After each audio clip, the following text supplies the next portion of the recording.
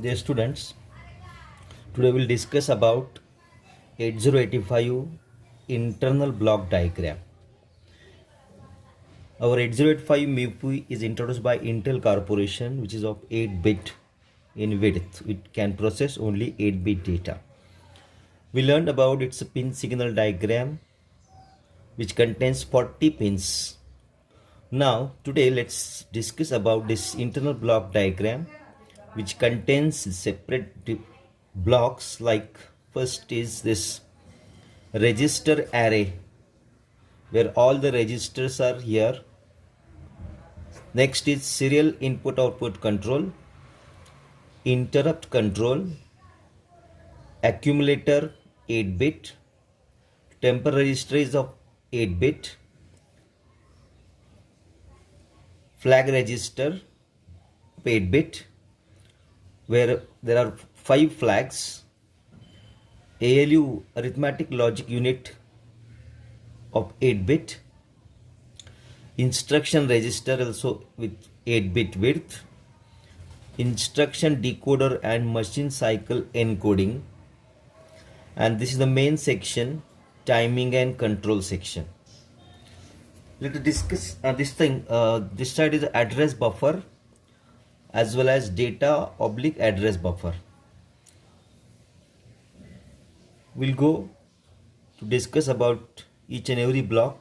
First of all, this register array contains the registers WZ. These two are temporal registers, B, C, D, E, H, L. All these are 8-bit registers. We know the register pairs are B, C, D, E, H, L. Then stack pointer 16-bit. Program counter is also 16-bit. Incrementer decrementer address latch is also 16-bit in width. There is a multiplexer section above this register array. We last year multiplexer means many into one. There are many registers.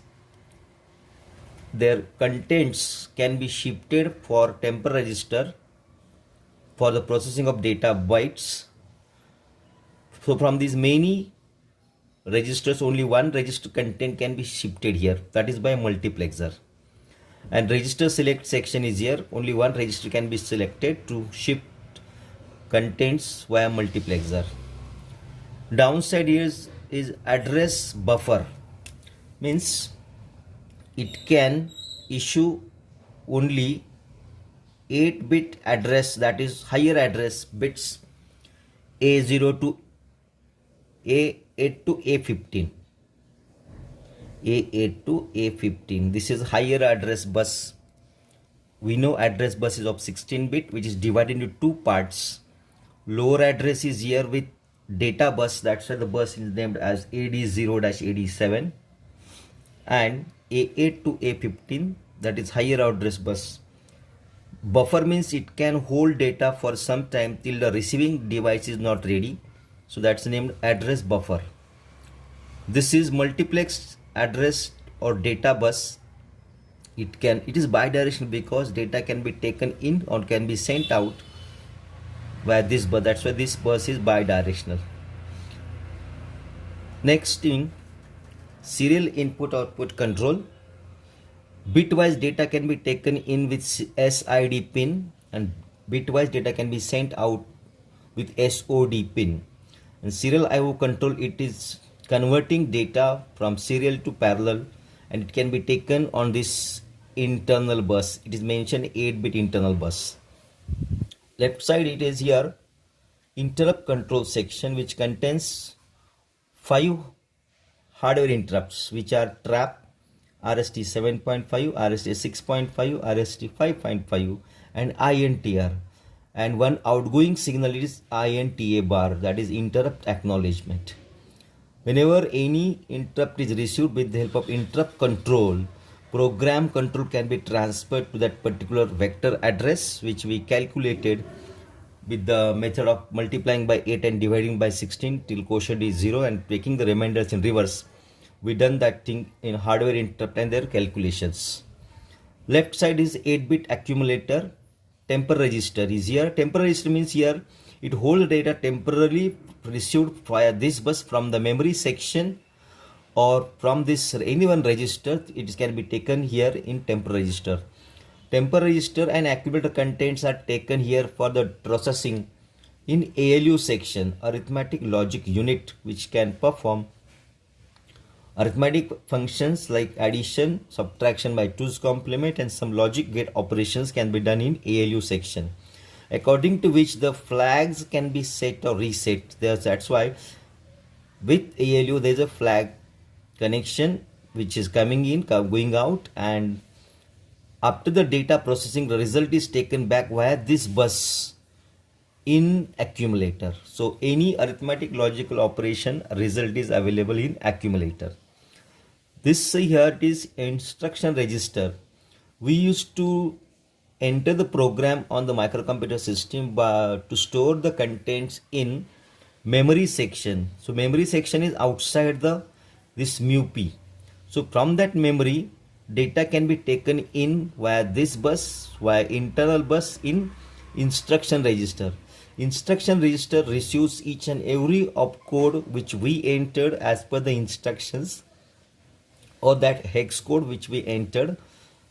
Each and every instruction contains its own hexadecimal code or own opcode, operational code, and that can be taken in instruction decoder and machine cycle encoding. This is the main section which decodes the instruction. How the instruction can be decoded? Each and every instruction opcodes are already stored in this section. Whenever any opcode is received via instruction register, that received opcode is matched with all the opcodes which are already stored here, and to take the necessary action the output is taken on this timing and control to perform the procedure or particular activity as per the instruction which is entered by programmer. Here it is main section timing and control, from which there is a control line is going to all these devices. Let's see, it is going out for this register array, instruction decoder, instruction register, it is multiplexer, even register select section, serial IO control section. It is going this way to the interrupt control section. So this way timing and control, it is supplying control signal to each and every block of this 8085 microprocessor.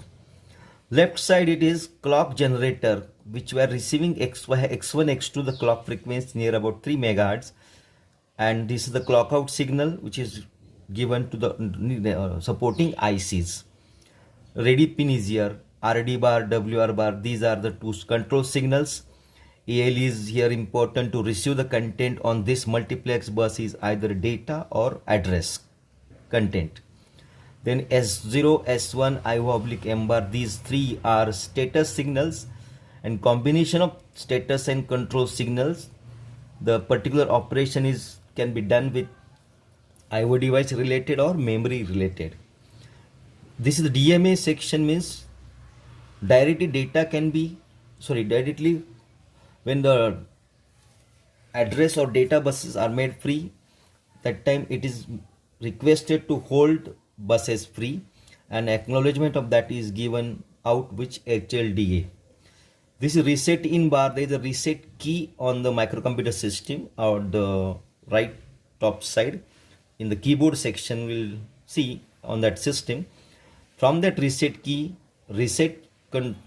signal can be received to reset internal contents, and this reset out signal is going out for the supplying reset signal to the supporting ICs. In this way, this is the main 8085 internal block diagram, which contains different sections according to this our request or the opcode received here via this internal instruction register. Each and every block is helping us to work out our programs to get the outputs on that display. That's it. Thank you.